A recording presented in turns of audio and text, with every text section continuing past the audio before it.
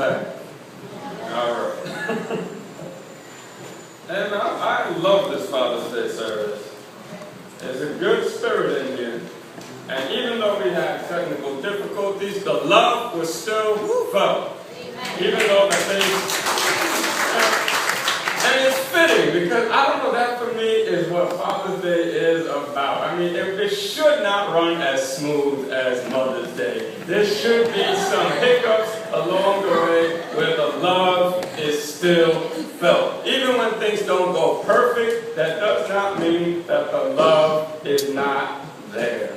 And sometimes it needs some struggle in order for you to see that the love is there. And so we had wonderful testimonies, we had wonderful singing by our young people. They went up in size. We had wonderful singing just now. It's a service where we acknowledge, where we thank, where we say, please keep going, please keep pushing on, please don't stop what you're doing. To all the fathers in our lives and the father figures.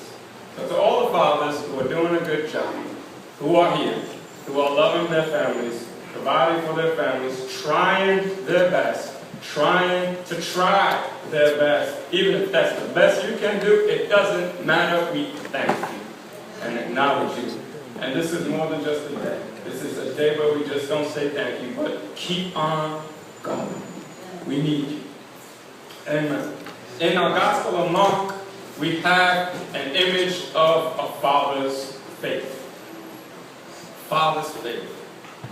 This is one of the most touching passages in the Bible, because you have what would be a father whose son is growing older in age, and whose son has been suffering from what Mark calls an unclean spirit that is giving him epileptic seizures. So the son would start shrieking and foaming about the mouth, and he would be suffering and in pain, and he would be in so much pain that the father felt that the demon within him was trying to kill him. But it may not have been the demon. It may have been the son trying to end the suffering from what he was going through. The son, it said, threw him in water to drown him, threw him in fire to burn him. He may have been suffering so much that he wanted to end it. And the pain. This is what the Father has been seeing all these years. And the Father has been helpless to stop the pain, suffering, and condition his Son is in. More than that is, at this time, people would acknowledge that the son's disease is caused by some demon, so there must have been something wrong done in the family. So as they see that the son is suffering, people in the community may look with squinted eyes at the man who is his father. For maybe he was the cause of his son's own condition. This man was struggling as a father. And he was at his rope's end. And he kept looking for a remedy. He kept looking for some healing. He did not give up on his son.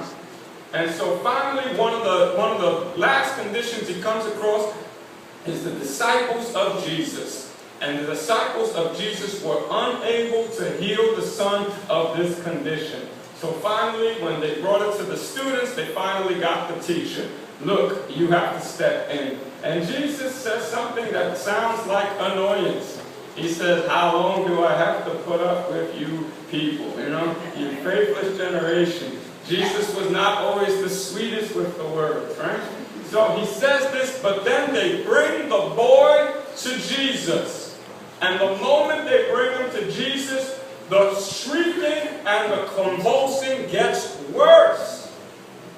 So the father is looking as they brought him to Jesus, and the moment they brought him to Jesus, who would be the one to heal him, the kid acts worse and starts shaking, shrieking, foaming, convulsing. The condition looks worse when they brought him to Jesus. But that was the right place, the right person to bring him to. The father sees this. He sees that this kid just started acting worse the moment they brought him to Jesus. He sees that doctor after doctor, preacher after preacher, prayer warrior after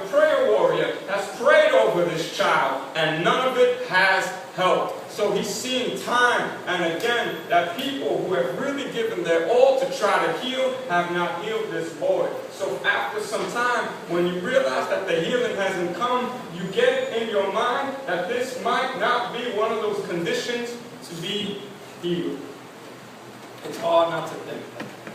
And now the father sees as they brought him to Jesus, and the boy starts shrieking and convulsing, and the father says to Jesus, if you can help me, help him, have pity on us. And Jesus cuts him off and says, if you can believe, all things are possible.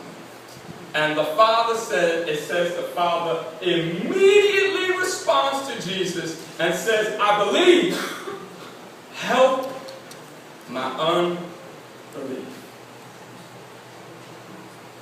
The most honest prayer in the Bible. Who knows what he's talking about? I believe, help my unbelief. I believe so far, but I'm struggling to trust all the way. I have within me dissonance. I trust, but I'm not fully certain. I believe. Help my unbelief. And the truth is that everyone in here, I'm assuming, can relate. Because there are times with our faith where we trust in God, but the uncertainties still remain.